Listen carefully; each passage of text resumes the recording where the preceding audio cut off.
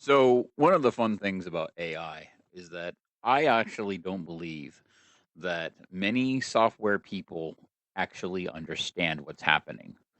If you're a software development engineer and you're not scared, well, then you're probably out of the loop, and that's okay. It just means you're behind and you have a skill issue. But don't worry, the rest of the world will catch up eventually. And at that point, you're going to be either forced to adapt or, yeah, you get it. The fact is, I was given this link, and it kind of goes into some of the fun stuff, but not really. I mean, it feels very light and very, oh, look at the world to me, and that's the better version, honestly. Like, if we as a human race can create AGI and have it be super intelligent, and let's just say that the free world prevails and it's not just one guy like Elon Musk controlling the entire world with his AI sidekick, then that would be interesting. Like a democratic, everybody being able to have their own AGI, being able to have droids, things like that. Like that would be interesting. But what you have to understand is that the world will fundamentally change, and it already has.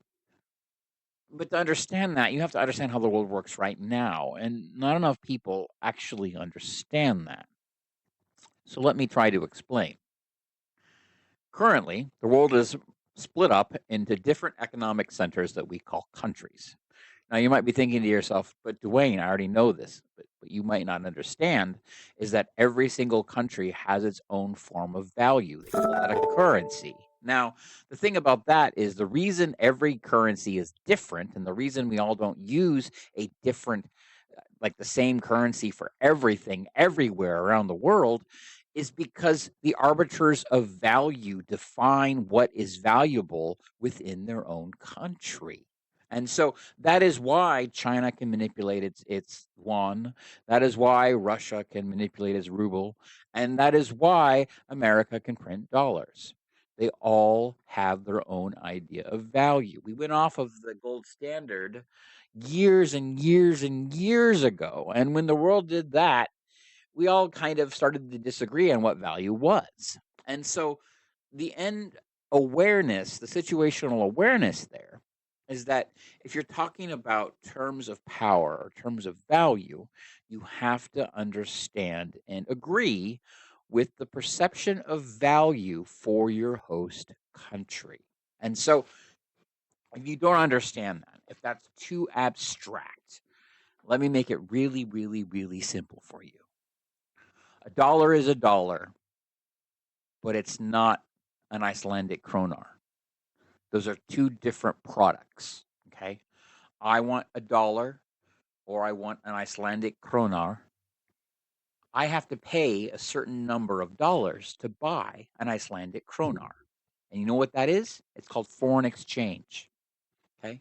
If you stop thinking of money as this value thing that you exchange for other things, and you start thinking of it as its own product, you get closer to the idea of what will happen when we have the ability to stamp out people as spot instances in the cloud, because we have the ability to take an AGI model and do that.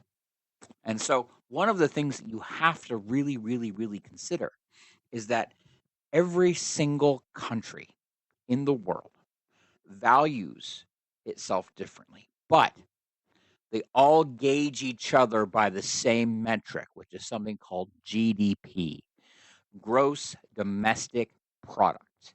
And they can translate that number into the currency of their choice because it is, in essence, an arbitrary measurement of monetary value that has been commoditized and allows us to say, okay, well, this country does this many trillion dollars worth of profit.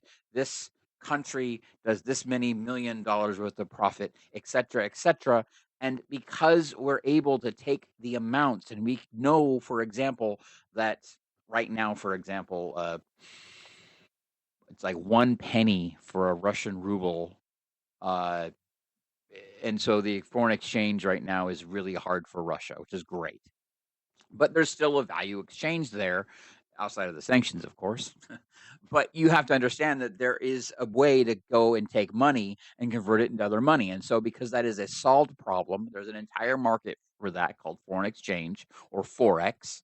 That at that point, we can take these arbitrary numbers that these countries give us, and we can say, okay, well, Icelandic's GDP is this much. Let's convert that to American dollars and then compare that to America, for example. Okay. And at that point, you're taking a country of 130, sorry, was it 320,000 people and comparing it to a country of 340 million people, which is also a fun comparison. But when you really get down to it, what you're really doing is you're saying, look, every country has a gross domestic product, and that is calculated based on its demographics, its output, and its people. Why? Because the common standards of measurement for value are per person at the global level. Why? Because people are the only ones that can do intelligent work. They're the only ones that can go out and build a house. They're the only ones that can go out and build out a tool. Yeah, we know crows use tools. We know that birds can weave, and we know that some animals can do different things, but we also know we can't pay them to do those things. And so, because we can't self direct them, unless maybe, you want to count silkworm farming as part of that, there's a lot of deviation there. And as a result, economics kind of gets situational itself and says, look, well, we're just only going to count the people because they're the only ones that can do the work. So what's going to happen? Well, guess what? AI is already starting taking over. I'm seeing posts from people in like editing and marketing and so forth that are complaining about their jobs going to AI. Recruiters are complaining because they were replaced with AI. And so the end result is that if you are actually looking at the gross domestic product of a country and you're only considering the humans now, you're doing it wrong.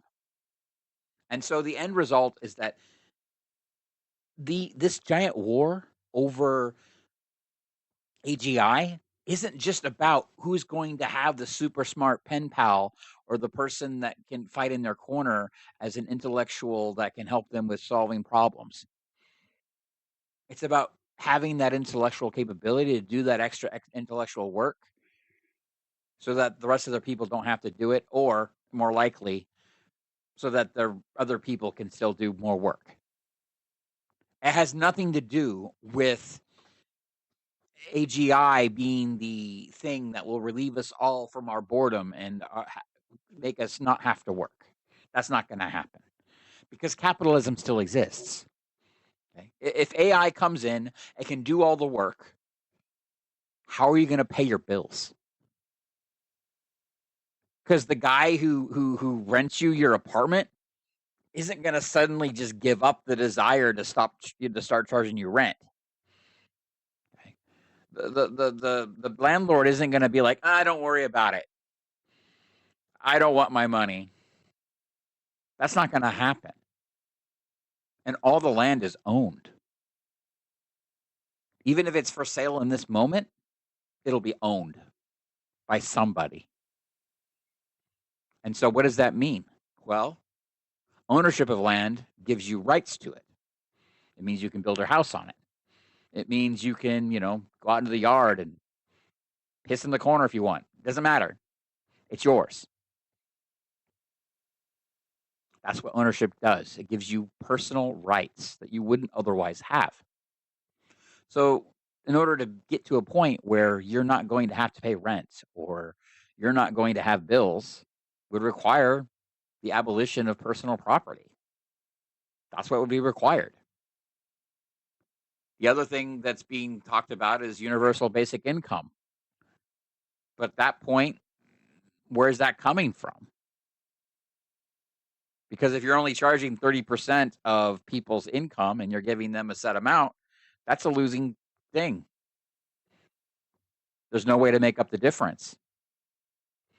And so AI is a very big thing because it's going to allow countries to do more work and create more gross domestic product and therefore be perceived as having a higher valuation in the capitalist system, which is what the world has. Yes, there are communist systems, and yes, there are other systems, but we don't talk about them because they're not powerful.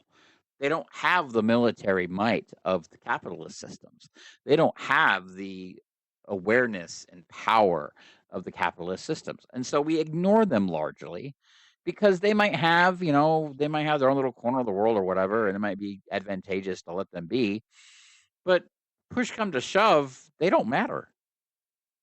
And so the end result is that when you're talking about setting up having the economic security or the physical security to be able to set up a data center and not have bandits raid it for the video cards, you need a country that has a strong legal system and a good enforcement. Alexa, shut up. It's after 5. I know that. And so the end result is that you have to understand that for AI to really, really get ahead, it's going to get ahead in places that can afford to provide the security and the safety, not just for the researchers and to provide psychological safety for the researchers themselves, but for the hardware so it doesn't get stolen, things like that. And so when you look at the situational awareness here, you're going to have effectively the world cut into 2 parts. You're going to have the part that can actually nurture AI and benefit from it. And you're going to have the countries that are going to wish that they had that and not have it. And they're going to be worse off because they don't.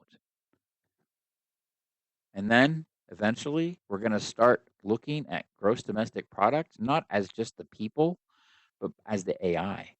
The problem with that is the more AI does the work, the less there is to do for the humans. Sure, you can be entrepreneurial, but how are you going to compete with a super AI that's jacked into the net? And so, this situational awareness, read this situational awareness.ai, but read it with the understanding that this is just the start. Okay. We live in cyberpunk now. You just haven't loaded through your load screen yet because we have a guy on Twitter with a literal chip in his brain.